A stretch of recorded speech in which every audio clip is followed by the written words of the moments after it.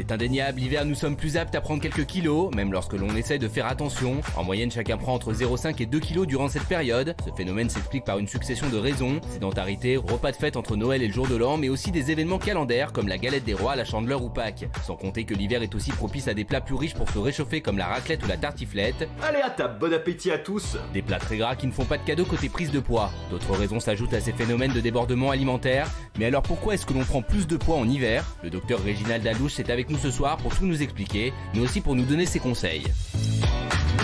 Réginald Dalouche, médecin généraliste à Paris, merci. Docteur, alors vous avez un livre en plus qu'on va montrer. Voilà. Exactement, la méthode hépato-détox. Voilà. Ça veut dire qu'il faut manger des pâtes et du jus détox. Voilà. C'est rapide, mais c'est pas mal. C'est pas mal, exactement. Alors, qui fait attention déjà à son poids? Est-ce que vous faites attention chez vous? Qui fait attention à ce qu'il mange? Bernard Montiel, depuis des années? Ah, moi, depuis toujours. Mais c'est normal chez moi. C'est-à-dire que je sais, en plus... Vous parlez que de vous. Vous me demandez mon avis, je vous le dis. On a compris. Vous allez dire quoi après? Isabelle, sans rigoler. T'as pas remarqué, chérie? Parle que de lui. Non, mais sans rigoler. Il croit qu'il est invité dans une émission. T'es payé, mon vieux, ensemble. Ah bon, je m'en suis pas rendu compte. Figurez-vous que le soleil... T'as pris le testasse, toi. Vous critiquez le fait que j'aime le soleil. Le soleil est un facteur très important.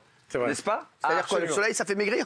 Ah oui, tout à fait. Non, c'est pas vrai. Voilà, merci beaucoup. Alors, on va en parler. Alors, pourquoi est-ce que l'on prend du poids en hiver? Il y a 3 raisons de la prise de poids en hiver, docteur. Oui, la première, elle est évidente, c'est qu'on sort moins, on bouge moins, ça, c'est il normal. fait froid, on rentre chez soi. Ouais. Il y a une deuxième raison qui est très importante, c'est le manque de soleil. Parce qu'en fait, le soleil... Il donne la même couleur aux gens? Hein, exactement. Exactement. Mais voilà. Non. Et en fait, c'est lié à la présence et à la quantité de vitamine D. Voilà, c'est ça. Voilà. La vitamine D, c'est une vitamine absolument incroyable. D'ailleurs, quand on dit vitamine D, on dit les vitamines D parce qu'il y en a plusieurs. Bien sûr. Et quand on prend la vitamine D, on prend en général les deux, la D2, la D3. Et qu'est-ce qu'elle fait, cette vitamine D? D'abord, elle joue un rôle, on le connaît sur l'os. Pour ossifier, il faut de la vitamine D. Du calcium et de la vitamine D. Si vous prenez du calcium tout seul, ça ne marche pas. On n'a pas d'os. Voilà, on n'a pas d'os. et puis, pour ossifier, il faut faire du sport et de l'exercice. D'accord. Parce que quand on tire sur les os, ça les oblige à s'ossifier. Comment on tire sur les os? D'accord, il faut s'ossifier. Voilà. Le deuxième rôle, c'est l'immunité. Et on le sait aujourd'hui avec le Covid, c'est que tous les gens qui ont une immunité, quand une vitamine D basse, ont plus de risques de faire des formes sévères de Covid. D'accord. Donc il faut avoir un bon niveau de vitamine D. Et globalement, les Français sont assez carencés en vitamine D. On peut en prendre des gouttes le matin? On peut prendre soit en gouttes le matin, soit en une dose unique tous les 2 mois. Moi, je recommande plutôt soit une ampoule toutes les semaines, soit des gouttes le matin. Alors, donc, on prend du poids en hiver parce que déjà, il y a... Pas de soleil. D'abord parce qu'on bouge beaucoup moins. Et il n'y a pas de soleil. Et puis, nous sommes les enfants des survivants. On vivait dans des cavernes et on chassait l'été et on stockait l'hiver. Voilà. Donc il faut être capable de stocker l'hiver pour garder parce qu'on ne sait pas quand on va manger. Donc on a une physiologie qui est liée à la lumière et au soleil. Il faut savoir aussi que le soleil en hiver est beaucoup plus bas. Donc les rayons et les fréquences, les longueurs d'onde sont très différentes et qu'en fait on a plus tendance à stocker parce que l'été, le soleil est haut, les UV sont plus puissants et à ce moment-là, les cellules qui stockent le gras perdent, stockent moins. Comme les écureuils. Voilà. Donc ça c'est le deuxième. Non, on peut plus. Ça s'arrête pas là. Tu vas prendre une noisette dans la gueule, tu vois. Alors, ça s'arrête pas là parce ça s'arrête pas là alors. Ça s'arrête pas là. Non, bien sûr. Il y a une hormone qui s'appelle la leptine, qui est l'hormone de la satiété. La leptine, c'est une hormone qui est potentialisée avec la vitamine D. Donc plus on a de la vitamine D, plus on a du soleil, moins on mange.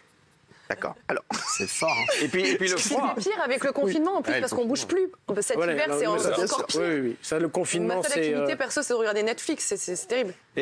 On parle beaucoup des problèmes des restaurateurs et à juste titre. Mais alors les salles de sport, c'est une catastrophe. Il y a l'alimentation aussi. Il y a les plats d'hiver. Voilà. Donc, vous savez, on peut être tenté de manger de la raclette. Oui, mais vous n'en mangez pas tous les soirs. Non, alors justement. Et moi, quand je mange de la raclette, je ne mange pas de charcuterie, je ne mange pas de pommes de terre, je fais raclette brocoli. Raclette brocoli. Est-ce que vous pouvez donner les 3 conseils pour éviter la prise de poids en hiver? Parce qu'il y a beaucoup de gens qui nous regardent et même des plus jeunes qui ont pris du poids.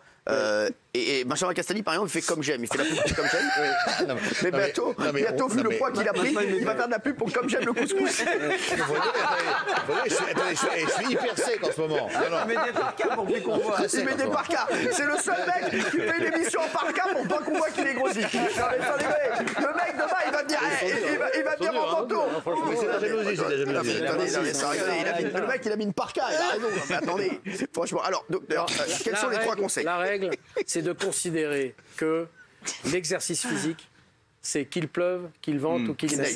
D'accord. En été ou en hiver, Donc, il faut sortir, il faut bouger. Mais on peut pas. Ah si, mais si. Mais chez nous, qu'est-ce qu'on peut faire Mais chez des nous pas de bêtises. Aujourd'hui, vous pouvez faire plusieurs choses. D'abord, Alors marcher, ça suffit pas. Ah oui. Parce que si on veut perdre un peu de poids, il faut mouiller la chemise. C'est-à-dire, Si on mouille pas la chemise, on la met sous un robinet. on la met sous un robinet. C'est une bonne Il faut façon. mouiller la chemise, c'est-à-dire faut un peu. Alors, soit vous le transpirer. faites, si vous êtes entraîné, vous pouvez le faire en cardio classique. D'accord. Soit si vous n'êtes pas entraîné, vous commencez doucement, il ne faut pas se faire mal. Parce que ce qui est important, c'est de faire longtemps et pas uniquement très très vite. Il faut faire du fractionné. D'accord. Par exemple, vous allez courir tranquillement, bien couvert, avec un podcast d'une émission par exemple, et puis vous courez pendant 5 minutes cool.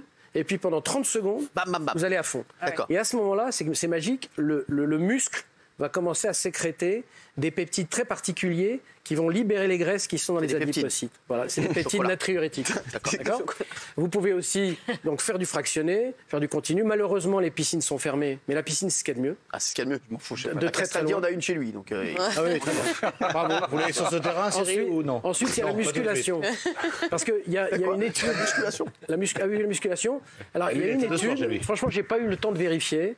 Mais on a montré que utiliser les biceps et les triceps avait une influence sur les sécrétions du pancréas. Alors ça, je vais vérifier parce que c'est un centre de recherche de Strasbourg qui a montré ça. Donc il faut faire de la musculation. Donc la musculation et surtout du buste, c'est extrêmement important.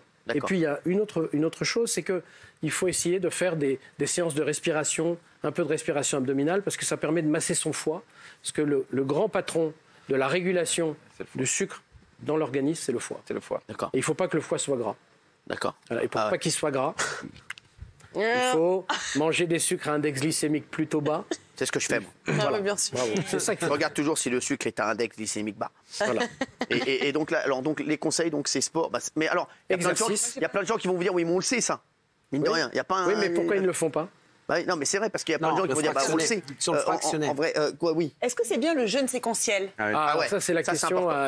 Alors, on va rappeler ce que c'est que le jeûne séquentiel, ça c'est important pour être expliqué. Moi, j'adore.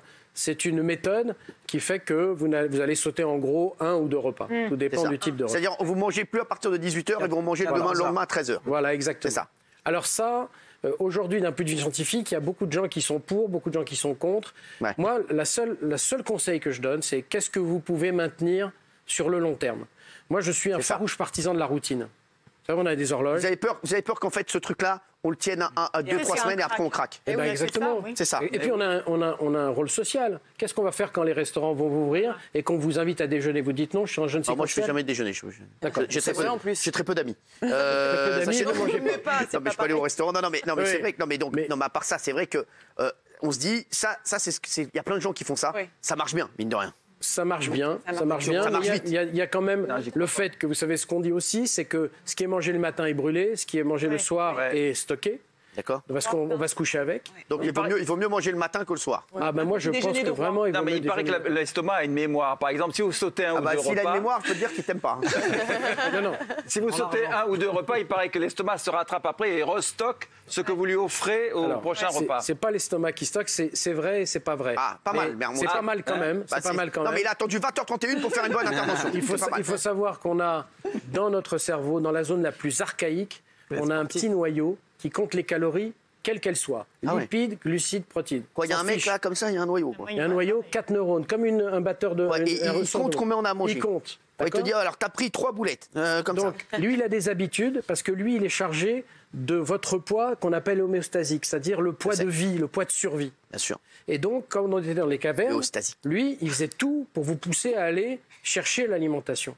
Et donc, quand vous arrêtez de manger, lui, il va se mettre en mode recherche. Et donc, au repas suivant, il veut récupérer les calories. Voilà. Et il lui faut entre 9 mois et 1 an pour considérer que le nouveau poids est un poids vivable. Voilà. C'est ça le problème. L'échec de tous les régimes, il est lié à ça. Quel que soit le régime que vous faites, on s'en fiche du docteur Machin. Et le confinement, il y a beaucoup de gens qui ont pris du poids au confinement.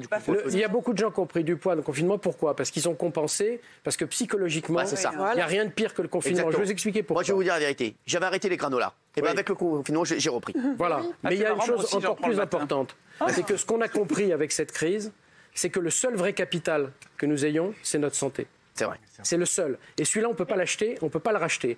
Donc moi, je me bats pour qu'il y ait la prévention. Parce qu'il y a des tas de maladies, comme le diabète de type 2, comme les maladies cardiovasculaires, qu'on pourrait prévenir. On a du temps, tous les organes vous préviennent. Mais tu vas voir, si tu continues comme ça, tu vas avoir... Et on ne fait rien.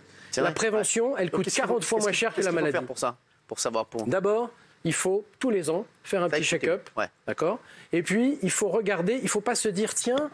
Vous savez que la glycémie à jeun, c'est très important. C'est le taux de sucre dans le sang. Voilà, à jeun. C'est normalement entre 0,75 et 1,05 g par litre. Et puis le diabète, c'est quand on a au-dessus de 1,26 à 2 reprises. Entre les deux, il y a une zone grise qui s'appelle le prédiabète. Entre 1,06 et 1,26. La plupart du temps, on se dit, bon, j'ai 1,10 g, c'est pas grave, je vais faire un peu attention. On ne fait jamais attention.